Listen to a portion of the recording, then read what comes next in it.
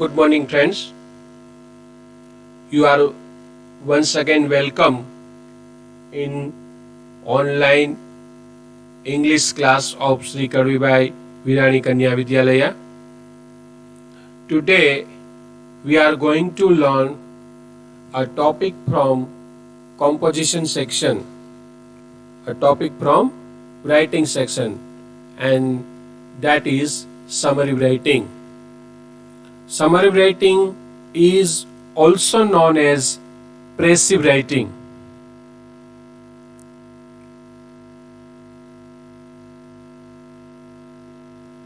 It is said that a picture is equal to 1000 words.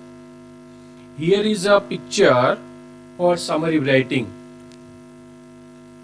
You can understand what I want to say. Summary એટલે જે કાંઈ વસ્તુ આપણને આપી છે એનો ટૂંક સાર.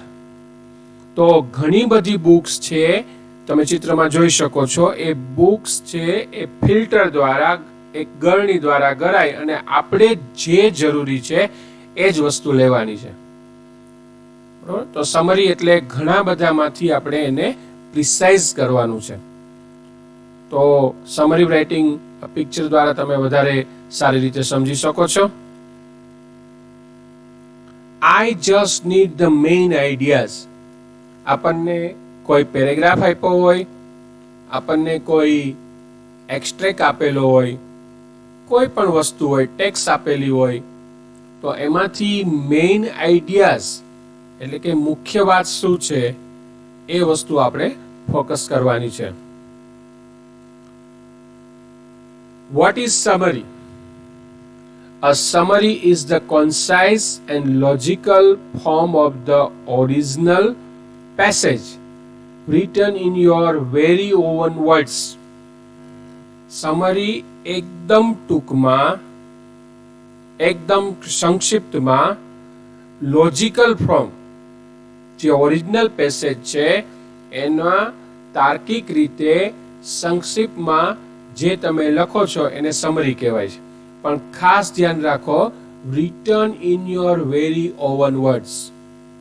I underline these words. Your own words. શક્ય હોય ત્યાં સુધી તમારા શબ્દમાં લખેલું હોય તો એ યોગ્ય અથવા તો ખૂબ સારી રીતે સમરી રાઇટિંગ થયું કહેવાય. બરોબર? જે પેસેજમાં આપેલું છે એ પેસેજનું એકદમ સંક્ષિપ્ત રૂપ બીજાને સમજાઈ શકે એ રીતે પણ તમારા પોતાના શબ્દમાં લખવું જરૂરી છે.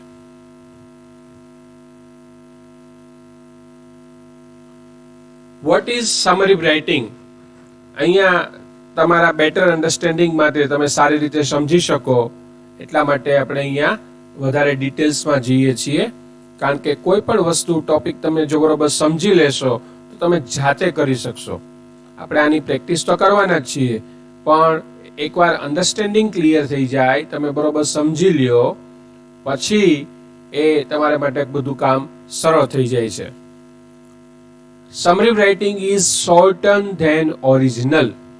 જે ઓરિજિનલ પેરેગ્રાફ છે એના કરતા તમારી સમરી રાઇટિંગ છે એ હંમેશા એનાથી ઓછી હોવી જોઈએ. તો જનરલી શું હોય છે, આપણને 150 અથવા તો 120 શબ્દનો પેરેગ્રાફ આપવામાં આવે છે. તમારે શોર્ટ કરીને એની સમરી કરીને 150 શબ્દ હોય તો એનો 1/3 એટલે કે ત્રીજા ભાગનો ભાગ 50 શબ્દમાં, અને જો 120 શબ્દમાં હોય તો એનો 1/3 એટલે કે ત્રીજો ભાગ 40 શબ્દમાં તમારે સમરી કરવાની હોય છે. Summary writing includes only the main point. જે પેરેગ્રાફ છે, જે એક્સ્ટ્રેક્ટ છે, કોઈ પણ તમારી પાસે ટેક્સ્ટ છે એનો મેઇન પોઈન્ટ શું છે એ જ તમારી સમરીની અંદર આવી શકે. નો ડાઉટ પોઈન્ટ્સ વધારે હોઈ શકે, પણ આપણે મુખ્ય જે પોઈન્ટ છે એના ઉપર જ ફોકસ કરવાનું જરૂર છે. Summary writing is objective. That means summary writing is not subjective. આપણે મુખ્ય સબ્જેક્ટિવ નથી, મુખ્ય ઓબ્જેક્ટિવ છે, એટલે જે વસ્તુ છે એના ઉપર જ છે. સબ્જેક્ટિવનો મતલબ એવું થાય છે કે કોઈ પણ વસ્તુ હોય એના ઉપર તમે વિવરણ કરો. અહીંયા એવું નથી, વિવરણ નથી કરવાનું, ઉલટું છે, સમરી પ્રિસાઇઝ કરવાનું છે. એટલે summary writing is always objective, not subjective. Summary writing includes text reference. You can use text as a reference. તમારે રેફરન્સ તરીકે તમે ટેક્સ્ટનો ઉપયોગ કરી શકો છો, પણ ટેક્સ્ટ પોતે સમરી નથી બનતી. એમાંથી આપણે થોડું પ્રિસાઇઝ કરવાનું છે, એમાંથી આપણે થોડુંક જે વધારાની વસ્તુ છે, જે બિનજરૂરી વસ્તુ છે, એને આપણે દૂર કરવાની છે. પણ આપણો જે મૂળ આધાર છે એ આપણી ટેક્સ્ટ છે, એટલે મૂળ ન જવું જોઈએ. બરાબર, આપણે કોઈ વૃક્ષ વાવતા હોઈએ એક જગ્યાએથી બીજી જગ્યાએ, ત્યારે આપણે ડાળી કાપી શકીએ, પાંદડા કાપી શકીએ, પણ એનું મૂળ ન કાપી શકીએ. જો મૂળ કાપી નાખીએ તો એ આખું વૃક્ષ છે એ નકામું થઈ જાય છે. તો જે તમે ટેક્સ્ટ પ્રિસાઇઝ કરવાના છો, જે ટેક્સ્ટનું તમે સમરી કરવાના છો, એનો જે મૂળ હાર્દ છે એ તો ખાસ રહેવો જોઈએ. Summary writing is in the writer's own words. That is very important. Summary writing એટલે જે આપણને ટેક્સ્ટ બુક આપેલું છે એમાં ને એમાં એને એ પ્રકારે લખી નાખીએ એનો કોઈ અર્થ રહેતો નથી. પરંતુ જે ટેક્સ્ટ બુક આપેલી છે એ એકદમ સંક્ષિપ્તમાં, અને રાઇટર જે સમરી લખે છે એના પોતાના શબ્દ એમાં આવી શકે તો એ ખૂબ જ સારી સમરી કહી શકાય. એનો મતલબ એવો નથી કે તમને એ બધા શબ્દ આવડતા જ હોવો જોઈએ, એમ જ કરવાનું છે. આ એક આદર્શ સ્વરૂપની વાત છે. આદર્શ રીતે જ્યારે તમે સમરી રાઇટિંગ કરતા હો ત્યારની વાત છે. આપણે એક્ઝામિનેશન પોઈન્ટ ઓફ વ્યૂથી પણ ચર્ચા કરશું કે આ સમરી રાઇટિંગ કેવી રીતે કરવી.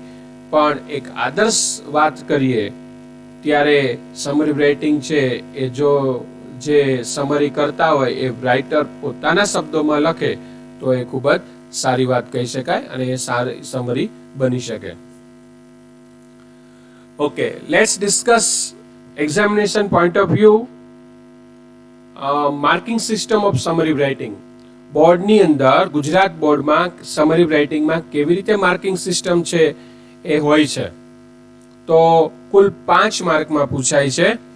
એની અંદર 1 માર્ક્સ છે એ એપ્રોપ્રિએટ ટાઇટલ માટે છે. બરાબર, તમે યોગ્ય શીર્ષક આપો તો તમને 1 માર્ક મળે છે. અને જો તમે તમારું ટાઇટલ, તમે જે શીર્ષક આપ્યું છે યોગ્ય ન હોય પણ એને મળતું આવતું હોય તો પણ તમને એનો અડધો માર્ક્સ મળી શકે. એટલે મારી તમને સલાહ છે કે ટાઇટલ તો તમારે લખવું જ જોઈએ. બરાબર, બને ત્યાં સુધી તમે જ્યારે સમરી કરો એટલે આપોઆપ ટાઇટલ શું આવે એ તમને ખબર પડી જતી હોય છે. પણ ન ખબર પડે તો તમે તમારી રીતે ટાઇટલ આપી શકો અને કદાચ 1 માર્ક ન મળે તો અડધો માર્ક તો તમે ચોક્કસ મેળવી જ શકો. અને જે 4 માર્ક્સ છે એ સમરી માટે છે. બરાબર, જે મેઇન તમે પેરેગ્રાફ કે એક્સ્ટ્રેક્ટમાંથી સમરી કરો એના 4 માર્ક્સ છે. તો બોર્ડની અંદર કુલ 5 માર્ક્સમાં આ સમરી રાઇટિંગ પૂછાય છે. હવે અમુક બાબતો છે ધ્યાનમાં રાખી લઈએ. More than one appropriate title should be taken into consideration. બોર્ડની ગાઈડલાઈન મુજબ તમે 1 કરતા વધારે જો ટાઇટલ આપો, 1 અથવા તો 2, 2 થી વધારે નહીં, ખાસ ધ્યાન રાખજો.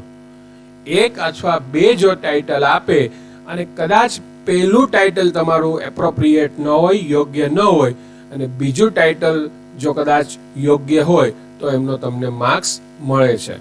એટલે આ વસ્તુ ખાસ ધ્યાન રાખવી જરૂરી છે. Only title is not given any credit. બરાબર, ઘણા એવું લખતા હોય છે કે ખાલી ટાઇટલ, સમયના અભાવે અથવા તો સમરી રાઇટિંગ ના આવડતું હોય તો ખાલી ટાઇટલ લખી નાખે છે. તો ખાલી જો તમે ટાઇટલ લખેલું હશે તો એનો માર્ક તમને ક્યારેય મળશે નહીં. બરાબર, ટાઇટલ અને સમરી બંને સાથે લખવા જરૂરી છે, તો જ તમે ટાઇટલનો માર્ક મેળવી શકો છો. આ વસ્તુ ખાસ ધ્યાનમાં રહે. હવે આ સમરી રાઇટિંગ છે એ સેક્શન બી માં ક્વેશ્ચન નંબર 22 અને 5 માર્ક્સમાં પૂછાય છે. એટલે આ પેપરની અંદર હંમેશા સમરી રાઇટિંગ સેક્શન બી માં હશે અને ક્વેશ્ચન નંબર 22 અને 5 માર્ક્સમાં હશે. અને બીજી ખાસ વાત કરી દઉં કે બોર્ડની અંદર હું ગુજરાત બોર્ડની વાત કરું છું, એમાં જે સમરી રાઇટિંગ છે એના માટે આપણને બુક પ્રિસ્ક્રાઇબ કરેલી છે. સપ્લિમેન્ટરી રીડિંગ લેપિંગ છે, એ લેપિંગમાંથી જ કોઈ પેરેગ્રાફ કે એક્સ્ટ્રેક્ટ હોય છે. તો એ આપણે લેપિંગના પાઠ વાંચી જઈએ, એને જો સમજી જઈએ તો જ્યારે એમાંથી પેરેગ્રાફ પૂછાય, બે રીતે પૂછાય છે, કોમ્પ્રિહેન્શનમાં પૂછાય છે અને સમરી રાઇટિંગમાં પણ પૂછાય. તો જો આપણે પાઠ બરોબર સમજેલા હોય અથવા તો પાઠ આપણે વાંચેલો હોય તો આપણું બેટર અન્ડરસ્ટેન્ડિંગથી આપણે સમરી પણ ખૂબ જ સારી રીતે કરી શકીએ. એની સૂચના આ મુજબ હોય છે: read the following passage and writes its summary. Also suggest a suitable title to it. Question number 22. આ રીતની એની સૂચના હોય છે અને પછી તમને એક આખો પેરેગ્રાફ આપવામાં આવે છે અને એ પેરેગ્રાફને તમારે કદાચ 120 શબ્દમાં અથવા તો 150 શબ્દમાં, જેટલા શબ્દમાં હોય એનું તમારે 1/3 કરવાનું હોય છે. પણ આ કેવી રીતે કરવું એની આપણે ચર્ચા પછી કરીએ. અત્યારે તમે આ સમરી રાઇટિંગ શું છે અને કેવી રીતે એ સમરી રાઇટિંગ કરી શકાય એના વિશે મેં તમને થોડો ખ્યાલ આપવા પ્રયત્ન કર્યો છે. તમે આ બરોબર સમજવા પ્રયત્ન કરજો. Thank you very much.